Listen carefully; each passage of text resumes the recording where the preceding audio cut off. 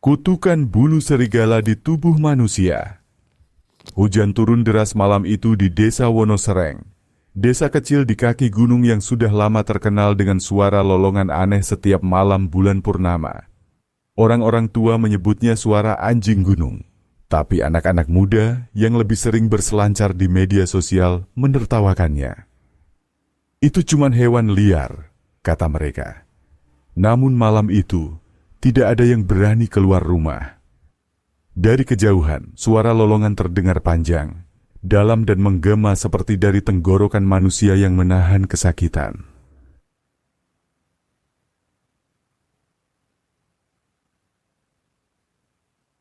Suaranya menembus atap-atap rumah, membuat jendela bergetar. Di rumah tua di pinggir desa, seorang pemuda bernama Raka sedang menggigil. Ia baru saja pulang dari ladang setelah membantu pamannya mencari kambing yang hilang. Jaketnya basah kuyup, dan di lengannya ada luka panjang seperti cakaran. Darah masih menetes dari luka itu. Ia duduk di tepi ranjang, menatap cermin tua di sudut kamar. Matanya tampak lelah. "Apa itu tadi, hewan?" Gumamnya pelan. Ia teringat jelas. Di tengah hujan, ia melihat bayangan besar berlari di antara pepohonan. Ia mengira itu anjing liar, sampai sosok itu berdiri tegak, seperti manusia berbulu hitam dengan mata kuning menyala. Ia sempat menebas dengan sabit, tapi yang ia rasakan malah tangan besar dengan kuku tajam yang membalas mencakar lengannya. Raka menelan ludah.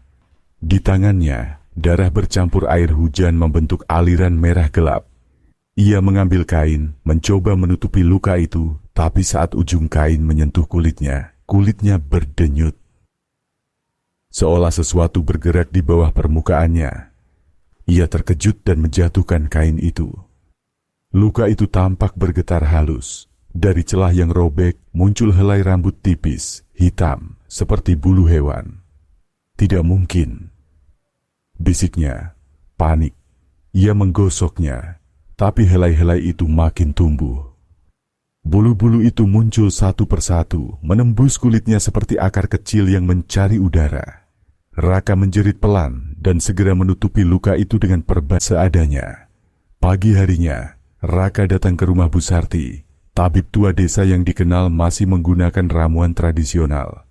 Bu Sarti menatap luka Raka dengan mata menyipit.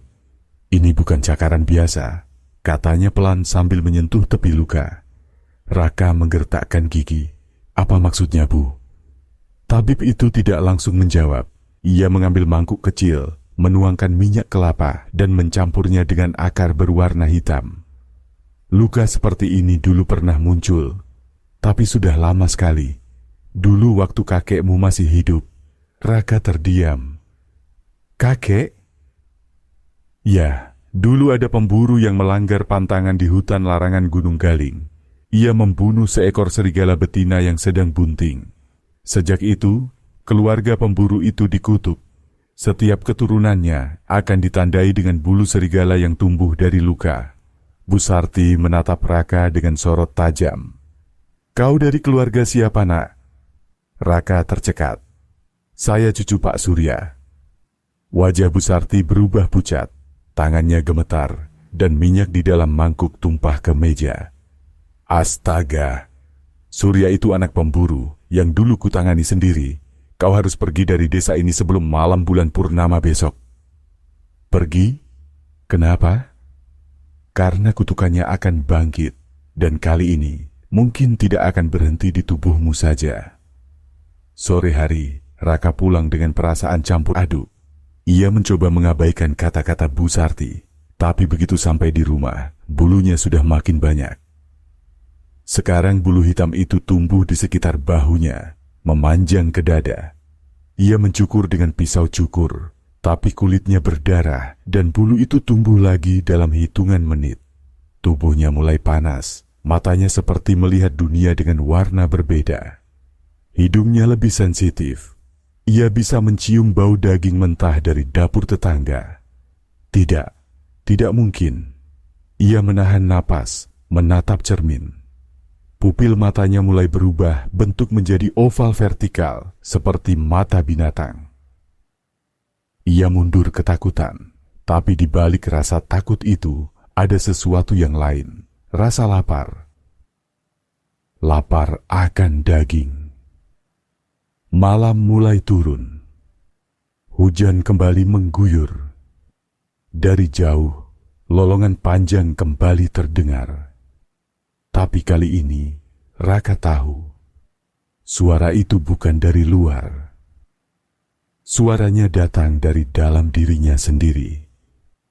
Ia menutup telinga, berjongkok, menggigil, tapi tubuhnya mulai bergetar hebat. Tulangnya terasa bergeser, sendinya berderak seperti kayu yang patah. Kulitnya meregang, dan dari bawah permukaan kulit, bulu hitam keluar seperti rumput tumbuh di musim hujan. Jeritan Raka bergema menembus badai. Kuku-kukunya memanjang, giginya menajam. Ia terjatuh di lantai, meronta dalam rasa sakit yang tak tertahankan. Suara tulangnya patah, kulitnya robek di beberapa bagian, tapi ia masih hidup, bahkan lebih hidup dari sebelumnya. Saat rasa sakit itu reda, ia perlahan bangkit. Nafasnya berat, matanya menyala merah. Ia menatap cermin di depannya. Refleksi yang tampak bukan lagi manusia. Itu sosok serigala, berdiri tegak dengan wajah manusia di balik bulu. Di luar rumah, suara lolongan menggema panjang. Anjing-anjing desa menjerit ketakutan. Sementara di ladang, dua orang petani yang baru pulang dari kebun melihat bayangan besar berlari menembus hujan. "Cepat masuk!" teriak salah satu. Tapi sebelum sempat lari, sesuatu menerkam dari gelap. Dengan mata menyala dan gigi berlumuran darah. Pagi harinya, desa digegerkan oleh kabar dua orang petani yang ditemukan tewas di tepi sawah. Tubuh mereka koyak, seolah dimangsa hewan buas. Tapi yang membuat semua orang ngeri adalah bekas cakaran di tanah bukan kaki binatang, melainkan jejak kaki manusia yang ditumbuhi bulu. Malam itu, Bu Sarti memejamkan mata di rumahnya, menatap lilin yang hampir padam. Kutukan itu benar-benar bangkit lagi, bisiknya.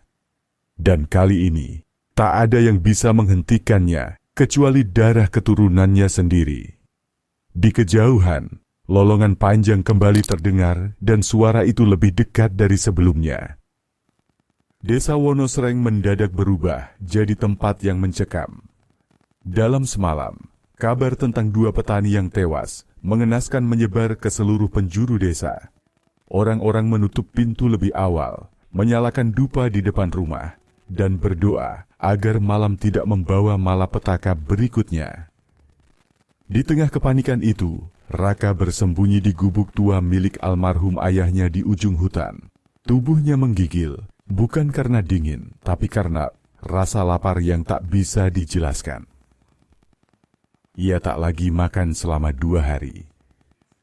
Setiap kali mencoba menelan nasi, perutnya berontak, tapi begitu mencium bau daging mentah, ia nyaris kehilangan kendali.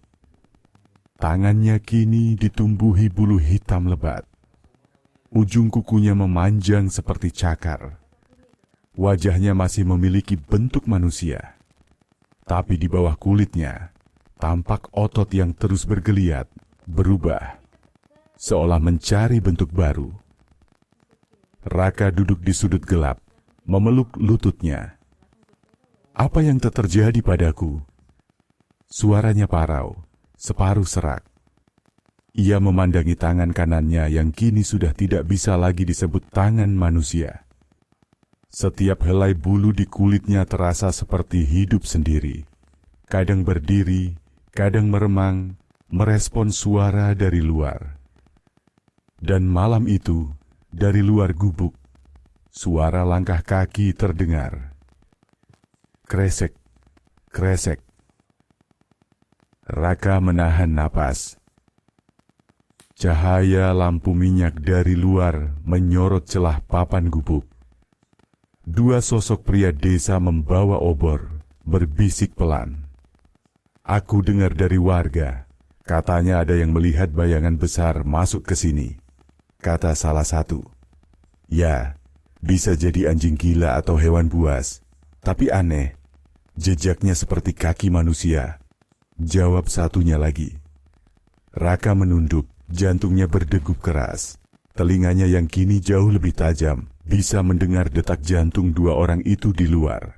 Suara darah mengalir di nadi mereka, begitu jelas di telinganya. Dan di saat yang sama, bau darah manusiaan itu membuat lidahnya bergetar. Ada dorongan aneh di dalam dirinya, dorongan untuk menerkam. Aku harus keluar, gumamnya lemah, mencoba melawan insting itu. Ia mencubit pahanya sendiri, menekan kuku ke kulit sampai berdarah. Aku manusia, aku manusia.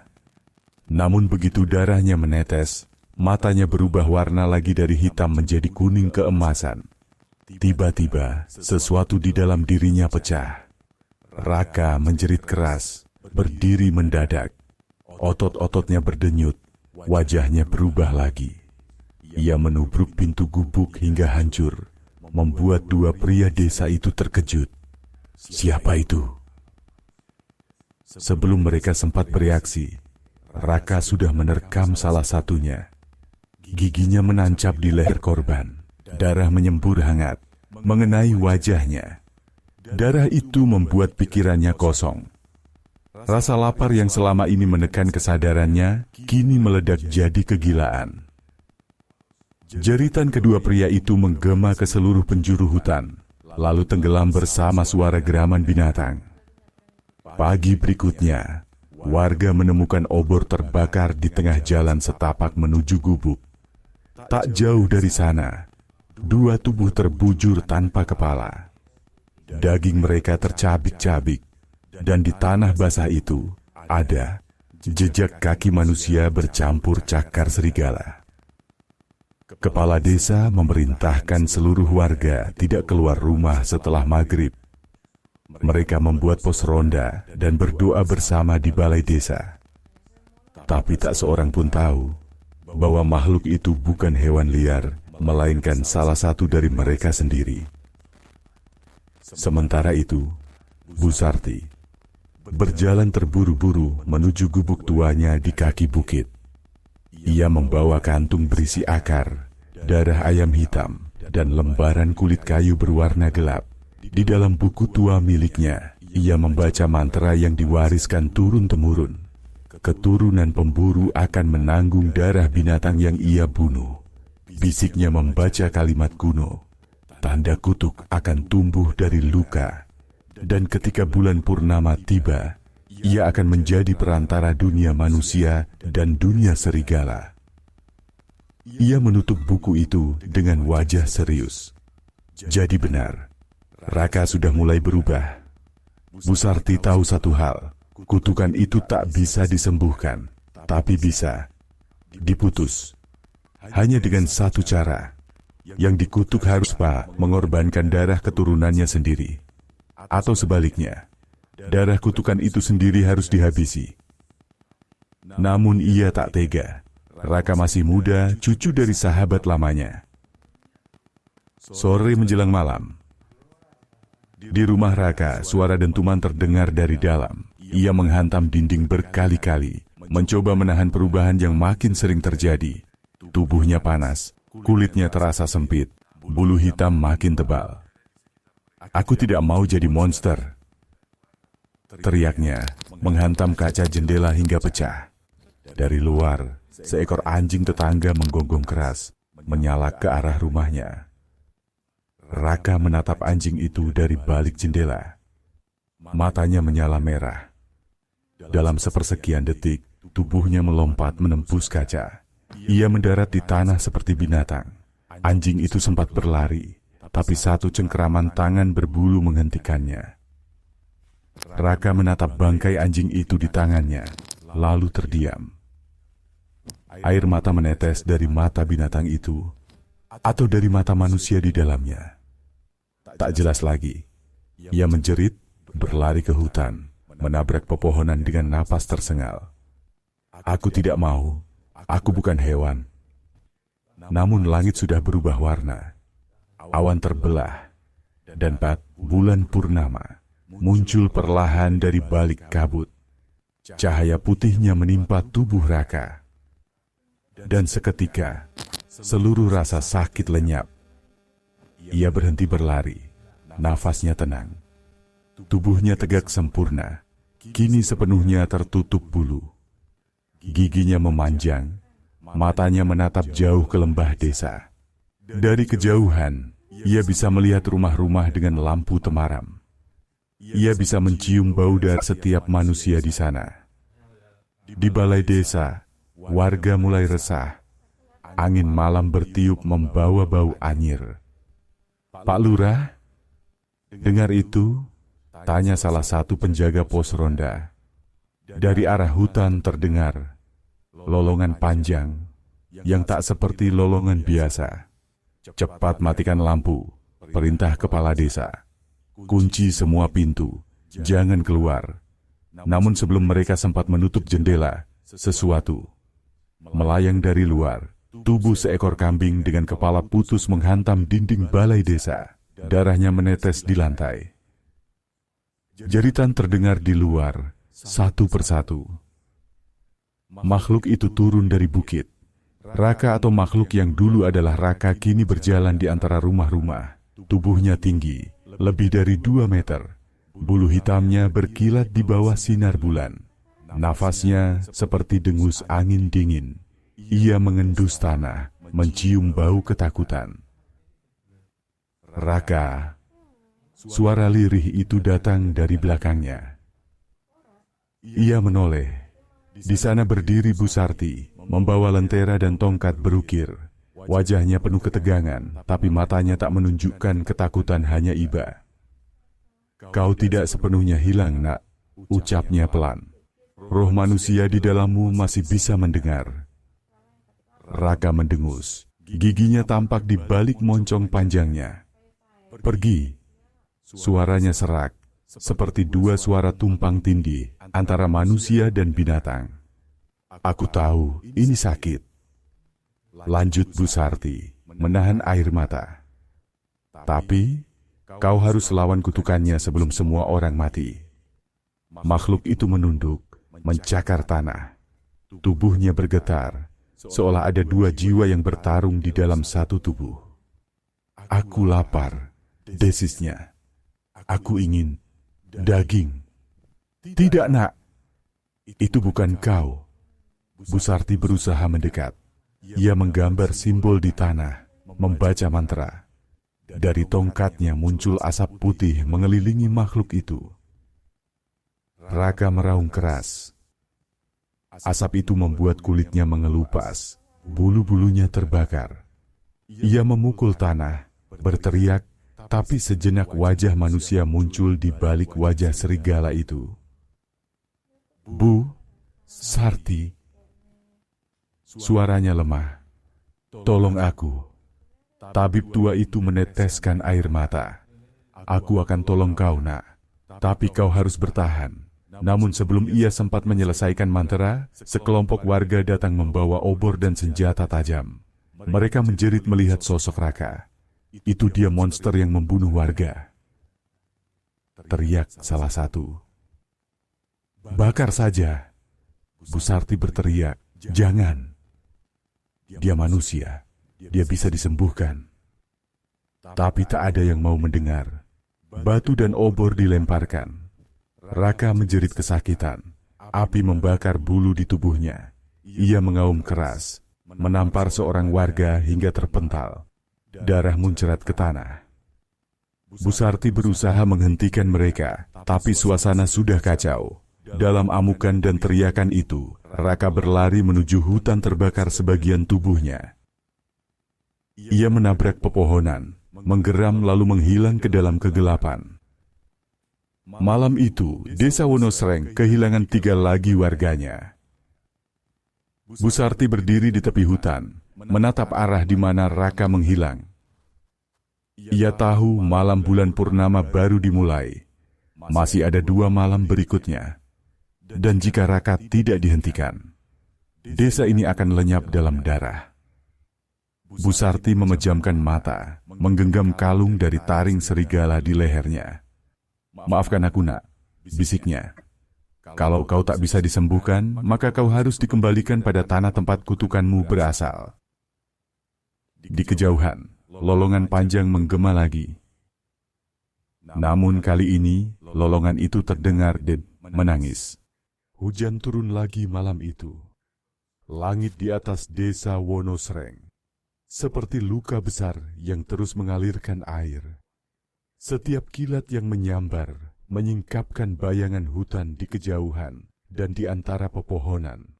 Sepasang mata kuning menyala. 3 hari sudah berlalu sejak malam berdarah itu. Desa kini sunyi. Rumah-rumah kosong, sebagian ditinggalkan, sebagian masih dihuni tapi semua lampu padam sejak sore. Warga hidup dalam ketakutan, bersembunyi di balik doa dan dinding kayu. Tak ada lagi suara ayam, tak ada suara manusia tertawa. Yang terdengar hanyalah lolongan panjang dari arah hutan, disusul tangisan samar. Seolah ada 2 makhluk di dalam satu dada yang sama, satu menangis, satu mengaum lapar. Bu Sarti berdiri di tepi sungai dengan jubah hitam yang basah kuyup. Di tangannya ada tongkat kayu tua dan kantong kecil berisi darah kering, rambut manusia, serta satu benda yang ia simpan sejak lama. Taring serigala betina yang dibunuh kakek Raka puluhan tahun silam. Kutukan berawal dari darah dan berakhir dengan darah. Gumamnya pelan, membaca mantra dalam bahasa kuno yang bahkan ia sendiri tidak sepenuhnya mengerti. Jika darah yang menumpahkan dikembalikan, roh serigala akan kembali ke tanah asalnya. Ia menatap sungai yang mengalir deras. Di dasar air itu katanya terbaring roh serigala bunting yang dulu mati dibunuh manusia. Setiap bulan purnama, roh itu bangkit mencari keturunannya untuk dijadikan wadah. Dan sekarang, wadah itu adalah Raka. Di sisi lain hutan, Raka berjongkok di bawah pohon besar. Tubuhnya kini hampir tak menyerupai manusia lagi. Bulu hitam menutupi seluruh badannya. Wajahnya memanjang seperti moncong binatang, namun matanya meski berwarna emas menyala masih menyimpan kesedihan seorang manusia. Ia menatap tangan berbulu itu, melihat darah kering menempel di ujung kukunya. Kenapa aku membunuh mereka? Gumamnya, suaranya parau, bergema dari 2 pita suara berbeda. Aku hanya ingin berhenti lapar. Angin malam bertiup kencang. Dari kejauhan, ia bisa mendengar doa warga, bisa mencium bau dupa, bahkan bisa mendengar detak jantung anak kecil di rumah paling ujung. Bau kehidupan itu menekan dadanya, membuat lidahnya kering. Tapi kali ini, ia melawan. Ia menutup matanya, mencakar tanah, berusaha menahan naluri yang mendorongnya untuk berburu. Tidak, aku bukan monster, katanya berulang-ulang. Tapi semakin ia berkata, semakin lemah suaranya terdengar. Dari balik kegelapan, suara lain menjawab, "Kau bukan manusia, Raka. Kau adalah aku." Raka menoleh. Dari kabut muncul sosok besar berbulu sama sepertinya, tapi lebih gelap. Matanya merah darah, giginya berlumuran daging. Sosok itu bukan bayangan, bukan halusinasi. Itu roh serigala betina yang dulu mati di tangan kakeknya. "Aku yang kau bawa di dalam darahmu," kata makhluk itu. "Kau menolak, tapi tubuhmu sudah menjadi milikku." Raka beringsut mundur. "Tidak, aku akan melawan." Roh serigala itu tertawa, suaranya menggema ke seluruh hutan. "Kau tidak bisa melawan rasa lapar. Kau sudah mencicipi darah manusia. Sekarang kau hanya perlu menyerah. Sementara itu di desa, Bu Sarti bersiap. Ia menyalakan obor di depan balai desa, lalu menggambar lingkaran besar dengan arang dan darah ayam hitam. Beberapa warga yang masih berani keluar ikut membantu, walau wajah mereka tegang. "Kalau benar itu Raka, kita harus bunuh dia," kata salah satu pemuda, menggenggam tombak. Bu Sarti menatapnya tajam. "Kalau kau membunuhnya tanpa mantra, roh serigala itu akan pindah ke tubuh lain, mungkin ke anakmu." Warga itu terdiam. Bu Sarti menancapkan tongkatnya ke tanah. "Kita harus memancing dia ke sini, di bawah sinar purnama terakhir. Hanya malam ini roh itu bisa dikurung kembali." Kilatan petir membelah langit. Suara lolongan menggema, makin dekat. Anjing-anjing desa menggonggong panik.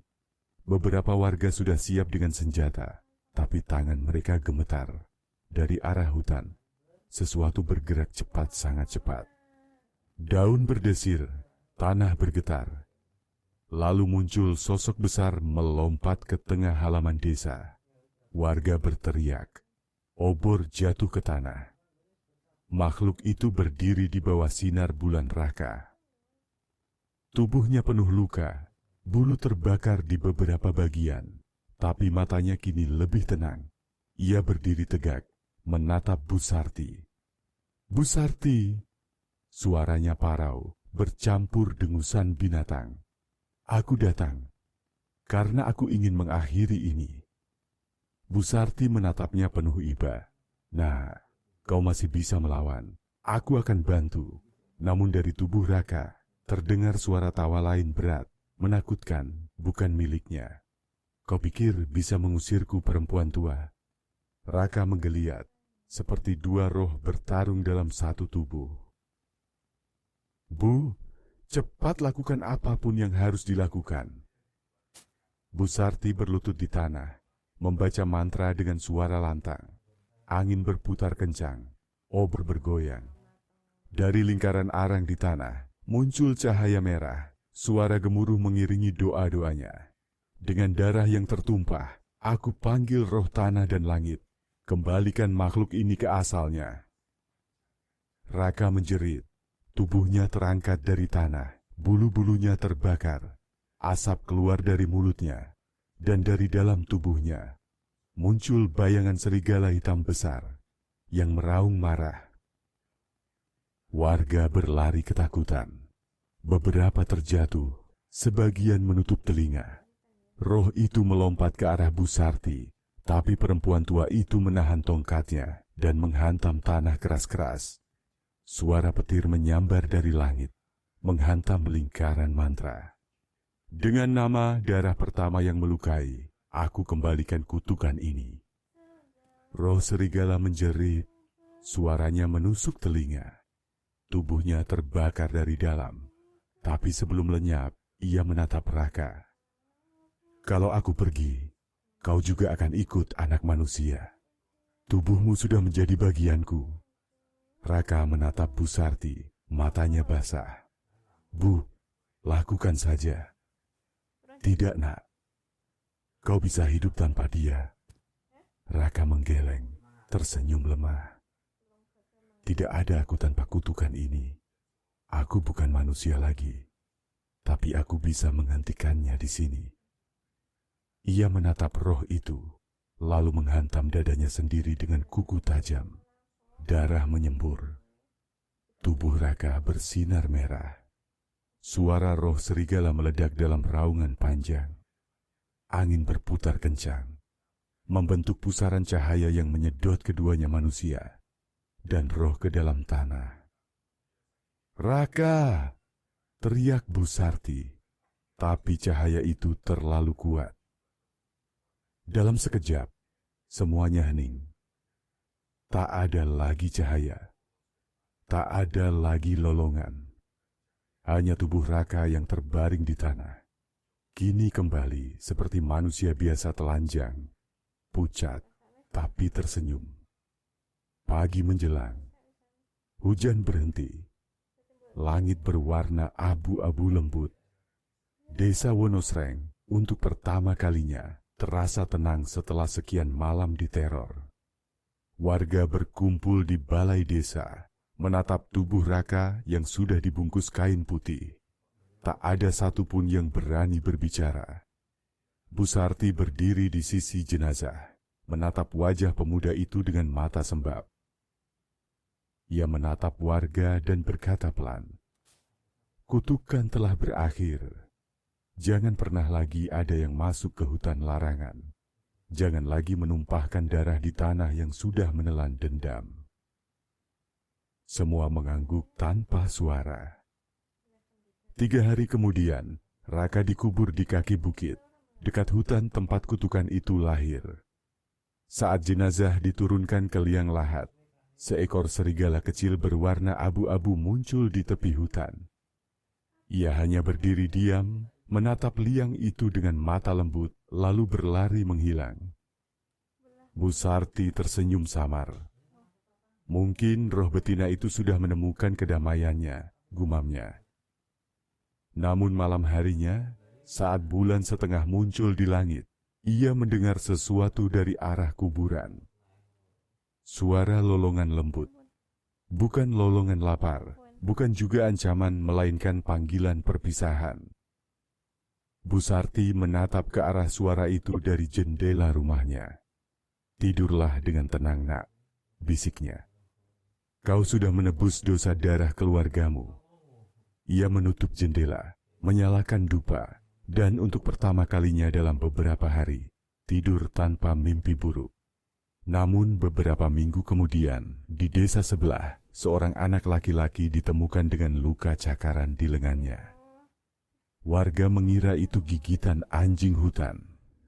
Tapi malam berikutnya, ibunya bersumpah melihat bulu hitam tumbuh di sekitar luka itu.